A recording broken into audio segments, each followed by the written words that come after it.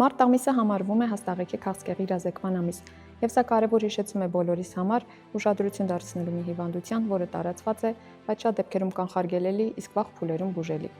Հաստաղեքի քաղցկեղը զարգանում է շատ դանդաղ եւ երկար ժամանակ կարող է որևէ ախտանշան չունենալ։ Դրա համար հիվանդության վաղ հայտնաբերմանը մեծապես նպաստում են սկրինինգ հետազոտությունները։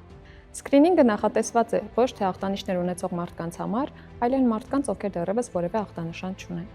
Խորհուրդ է տրվում սկրինինգը սկսել 45 տարեկանից հետո, իսկ բարձր ռիսկի խմբի մարդկանց համար ավելի վաղ բժշկի ցուցումներով։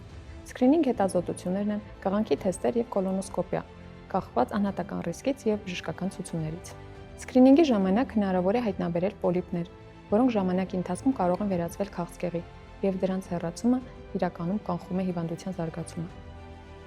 Արյուն կղանքում, աղիների սովորությունների փոփոխություն, քաշի կորուստ, անբացատրելի հարաճող թուլություն։ Սրանք այն գանգատներ են, որոնց դեպքում պարտադիր պետք է դիմել բժշկի անկախ տարիքից։ Այսօր բժշկությունը առաջարկում է արդյունավետ եւ ժամանակակից բուժման մեթոդներ՝ վիրահատություն, քիմիոթերապիա, թիրախային եւ իմունոթերապևտիկ բուժում, յուրաքանչյուր հիվանդի համար անհատականացված ձևով։ Մի սպասեք ախտանիշների, հետազոտվելը ընտրություն է հօգուտ կյանքի։